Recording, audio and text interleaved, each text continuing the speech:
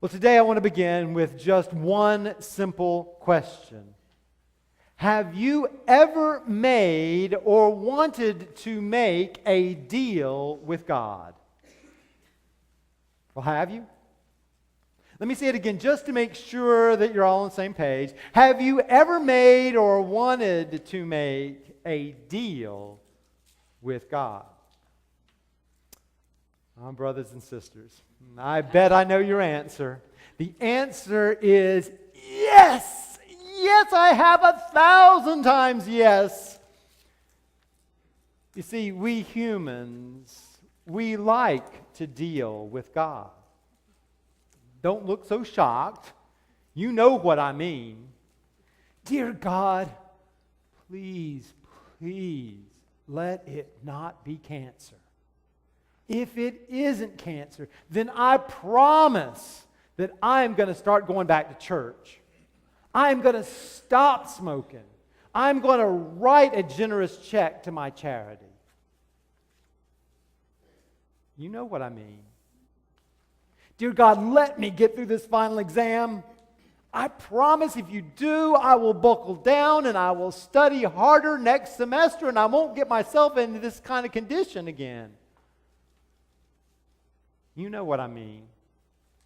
Dear God, if you will just get me this job, then I will give it my all, and I'm going to be the best darn employee that employer has ever had.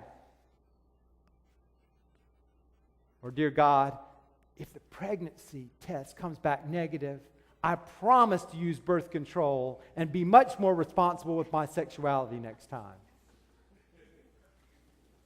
Or, dear God, if you just keep me out of jail, I promise to spend the rest of my life telling everyone about the dangers of texting and driving. Sound familiar? Hit a little too close to home? Now, don't get me wrong.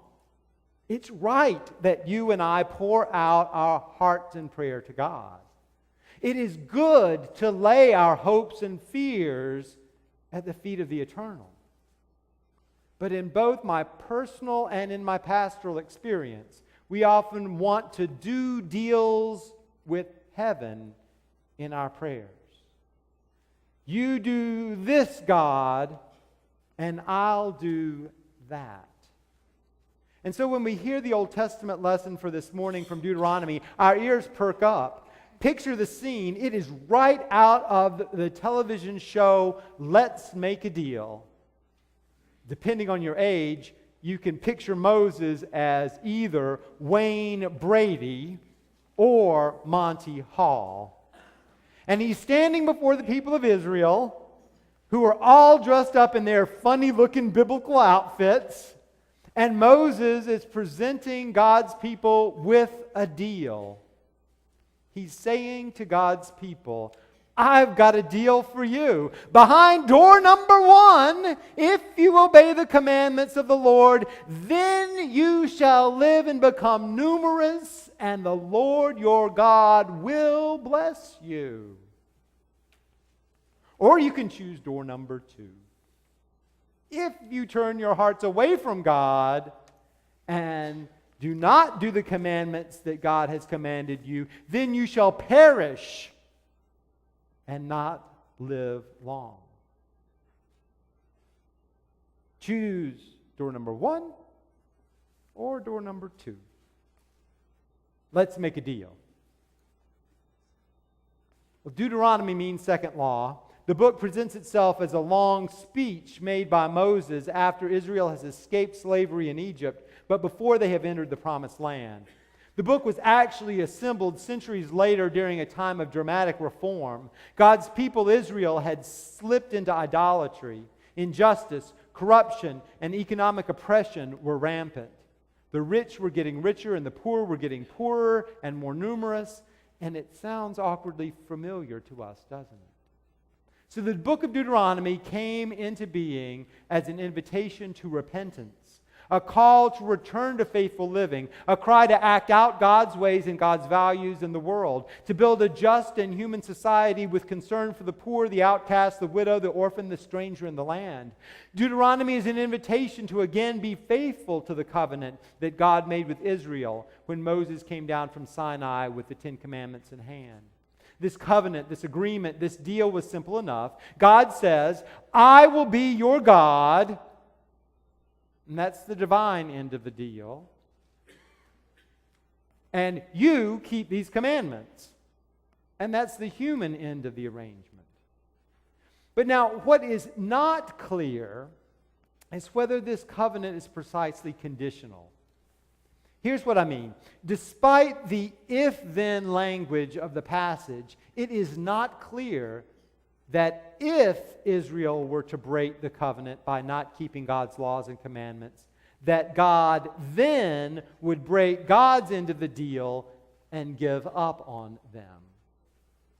Actually, the historical fact that we read about in the rest of the Old Testament is that Israel, God's chosen people, never ever fully kept up their end of the deal, and God never ever let go of His end of the deal. The books in the Old Testament show again and again on practically every other page that God's people are broken and limited and human and fickle. God's people break God's laws, ignore the Ten Commandments right and left, but nevertheless, God keeps up the divine end of the deal. God never gives up on them. And we Presbyterian Christians have taken up this Old Testament emphasis on covenants. We even name our churches Covenant. You see, in almost every large or medium-sized city in the country, there is a Presbyterian church by the name of Grace, or Grace Covenant, or New Covenant, or Church of the Covenant. You see, we find it critically important in our faith that no matter what, God never gives up on God's side of the deal. God is always with us and for us. God always loves us and wants life and life more abundant for us. God never breaks a covenant, a promise. And since God never deserts us, no matter what we do or don't do, we have got a totally new kind of deal on our hands.